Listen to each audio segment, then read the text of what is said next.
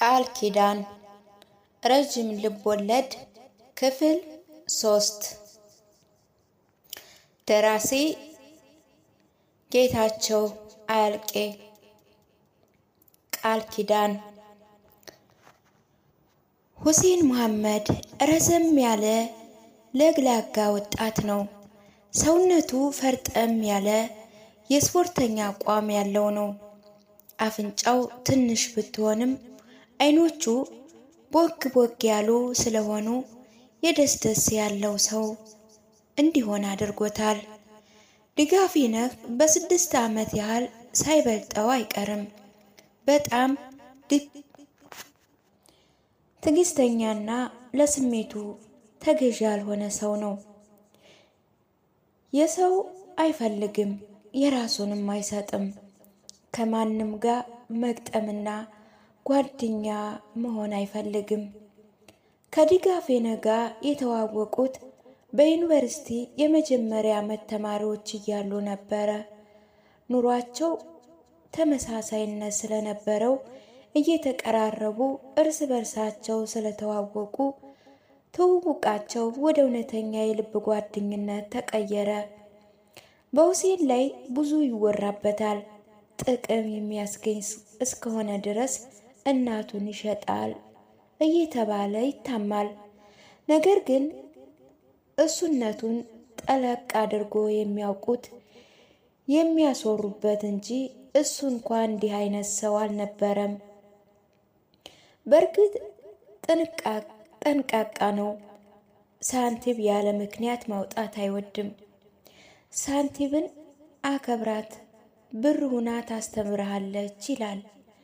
በሌላ በኩል ብር ለማግኘት የማይሞክረው ነገር የለም። ችግር ሲደርስበት አይርበተበትም። ረጋ ብሎ ከችግሩ ለመውጣት የተለያዩ ዘዴ ይቀበላል። ማንኛውም አጥር መውጫ በር ይኖረዋል ይላል። የትውልድ ስፍራው አርሲ ሲሆን ከሮቤ 30 ኪሎ ሜትር ላይ አደሌ በምትባል ስፍራ ነበር የተወለደው።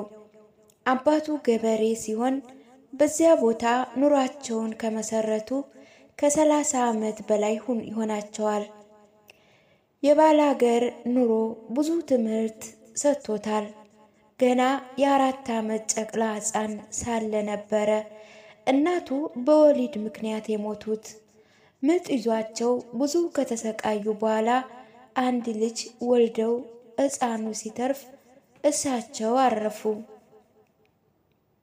እማዬ የት ሄደች በማለት እያለቀሰ ሲጠይቅ ትመጣለች የተባለ ተሸነገለ። የለቅሶ ዕለት ግራ የተጋባው ሁሴን በሁኔታው እየተገረመ ይስቅ ይጫወት ነበረ።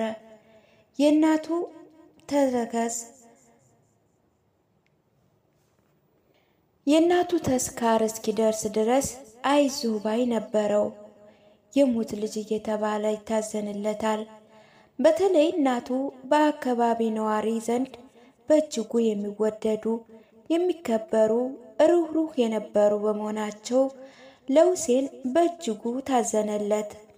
ከዚያ በኋላ ቤታቸው ጭር እያለ መሄድ ጀመረ። ሲርበው፣ ሲጠማው፣ ሲከፋው አይዞ ባይ ማጣቱ እየታወቀ ሲሄድ የእናቱ ሞት ማለት ትርጉም እየገባው መጣ። ፈጣን አእምሮ ያለው ሁሴን እናቱ ሞት በተባለ ጨካኝ ነገር ለዘላለሙ ከእሱ መለየታቸውን ተረዳ። የተወለደውን ሕፃን እኔ አሳድገዋለሁ በማለት የእናቱ እህት ወደ ሌላ ስፍራ ይዛው ሂዳ አባትና ልጅ የብቻቸው ኑሯቸውን ሲገፉ አልቻሉም። የሚበሉ ማምረት ቀረ።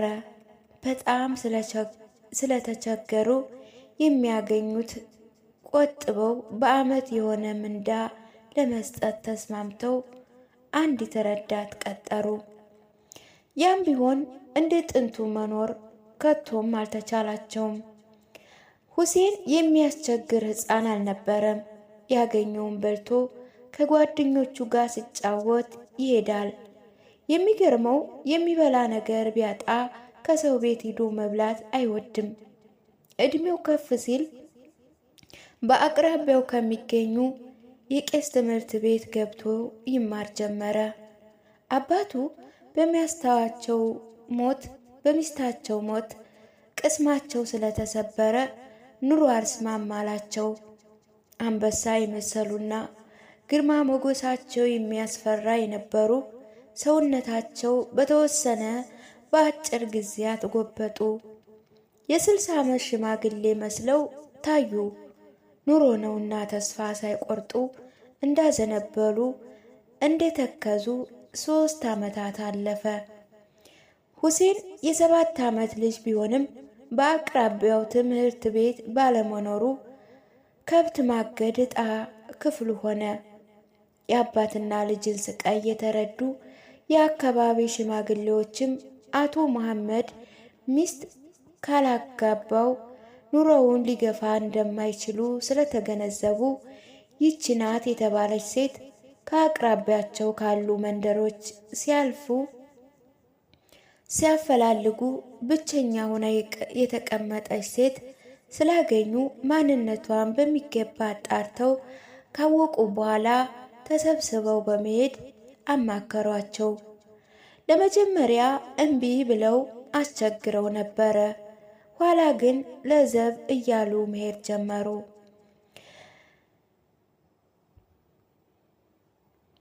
ከእንግዲህ ምን ሊፈይደኝ? ምን ያህል እድሜ ቀረኝና ነው በስተርጅና ሚስት የማገባው? አሉ እሪዛቸውን እየሳቡ።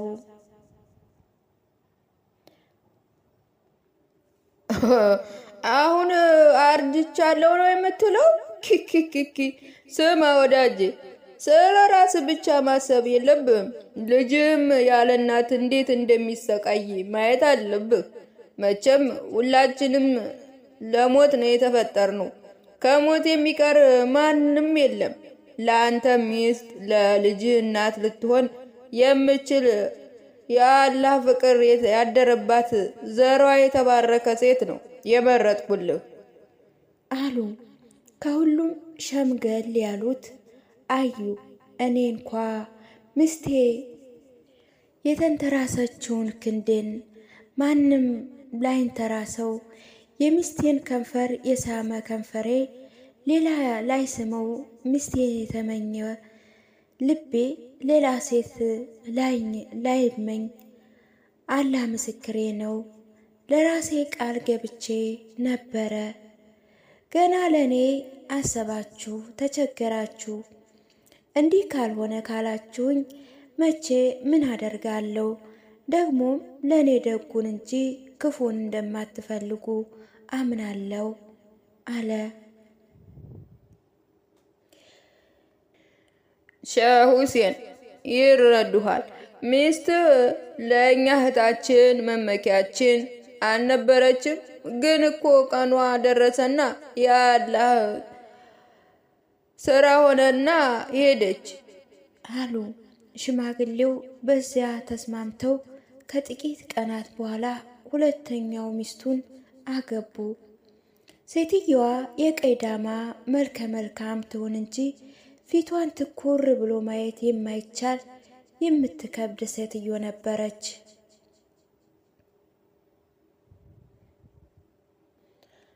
ሁሉንም ሆነ አባቱ አዲስ ሚስት አገባት። ካገባ ጊዜ ጀምሮ ኑራቸው እየተሻሻለ መጣ። ጠግቦ ማደር ተጀመረ። ሰውነቱ እየፋፋ እያማረበት ሲመጣ አባቱ እንዲያገቡ የገፋፏቸውን ሰዎች ማመስገን ጀመሩ። እንጀራ እናቱ ሁሴንዬ በማለት እያቆላመጠች ነበር የምትጠራው። ሁሉንም ሁለተኛ እናት በማግኘቱ ተደሰተ። ዓለም ወረተኛ ናትና ሁሉ ነገር ወረቱን አለፈ። ደስታው ብዙም ሳይቆይ ወደ ሐዘን ተቀየረ። የሴትየዋ ፍቅር ቀስ በቀስ ወደ ጥላቻ እየተቀየረ ሄደ። ሁሴንን እንደ አባቷ ገዳይ ጠምዳ ያዘችው። ሸሁንና ሁሴንን በአጭር ያስቀርህ ትላቸዋለች። ቀኑ ጨለመበት። በሕፃንነቱ የተለዩት እናቱ የበለጠ አንጀቱን ውስጥ ገብተው አለቀሰ። በአንጻሩ አባቱ ኑሮ ስለተስማማቸው ሚስታቸውን ከቀን ወደ ቀን እየወደዷት ሄዱ። ልጃቸው በሞራልም በሰውነትም ወደቀ። ለልጃቸው ደንታቤስ ሆኖ የሚሳታቸው ደግነቷ እንጂ ክፋቷ አልታያቸው አላቸው። ጭራሽ በፍቅር ታወሩ። የትምህርት የቤተሰብ ፍቅር የጠማው ሁሴን ከእንጀራ እናቱ ጋር አብሮ የመኖር ተስፋ መነመነበት። ያለ ጥፋቱ ጥፊ፣ ያለ ወንጀሉ ወንጀል እየተሰጠው ጀርባው እስከሚላጥ እየተገረፈ ቆየ። ሁኔታውን በቅርብ የሚያውቁ ጎረቤቶችም ማዘኑለት። ከንፈር ከመምጠጥና ወላጅ እናቱን እያነሱ ሆዱን ከማባባት በስተቀር ምንም ሊፈይዱት አልቻሉም። ሸህ ሁሴንም ይረዱህ ይሉታል። አንድ ቀን ማታ ባላጠፋው ጥፋት ተወንጅሎ ተገረፈ። ምን እንዳጠፋ የማያውቀው ትንሹ ሁሴን ተስፋ ቆረጠ። መደቡ ላይ ጥቅልል ብሎ ተኝቶ ምን ማድረግ እንዳለበት ማሰላሰል ጀመረ። የት እንደሚሄድ አሰበ።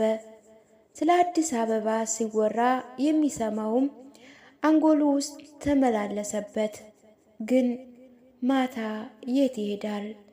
አወጣ አወረደ፣ የእናቱ ቤት። ስለዚህም የሚወለድ አልነበረም። በመጨረሻ እድሉ ወደ መራው ቦታ በመሄድ ወሰነ። ጠዋት ተነስቶ ከብቶቹን ካሰማራ በኋላ ፊቱን ወደ መንደሩ ሳያዞር ገሰገሰ። ሮቤ ሞቅ ያለች ትንሽ ከተማ ብትሆንም የንግድ ሥራ የጦፈባት ነበረች። ረሃቡን ችግሩን ተቋቁሞ ለትንሽ ጊዜ ሮቤ ለመቆየት ወሰነ። የሚያውቀው ሰው ባይኖርም አንድ ነጋዴ ቤት ተቀጥሮ የመመላለስ ሥራ ይሰራ ጀመር። ዕድሜው 9 ደርሶ ነበረ። ሮቤ እያለ ስለ አዲስ አበባ የሚሰማው ነገር እረፍት ስለነሳው አንድ ቀን ወደ አዲስ አበባ ከሚሄዱ ነጋዴዎች ጋር አብሮ ተጓዘ። የአዲስ አበባ ኑሮ ሲለምደው አልቻለም። መጠጊያ ስላልነበረው ብዙ ተሰቃየ። ማደሪያውን መስጊድ አካባቢ አድርጎ የቻለውን ያህል መሸቀል ጀመረ። አንድ ቀን አስተማሪ ዕቃ የሚሸከምለት ሰው ሲፈልግ ሁሴን ለመሸከም ጠየቀው። አስተማሪው በዚህ ዕድሜ ይህንን ሥራ ለምን እንደተመኘህ ይጠይቀው ገባ። የሕይወት ታሪኩን ባጫወተው ጊዜ ልቡ ስለተነካ ወስዶ ሊያስተምረው ፈለገ። የተመኘውን አገኘ። አዲስ ሕይወት ጀመረ። የናፈቀውንም ትምህርት አገኘ። የአስተማሪው ቤት እያጸዳ እየተላላከ ትምህርቱን ተያያዘው። ባለው የትምህርት ፍቅር እንዲሁም ያልገባውን የሚያስረዳው በማግኘቱ በ2 ዓመት ጊዜ ውስጥ 4ኛ ደረሰ። ደስ ብሎ ሲኖር ያላሰበው ዱብዳ ተፈጠረበት።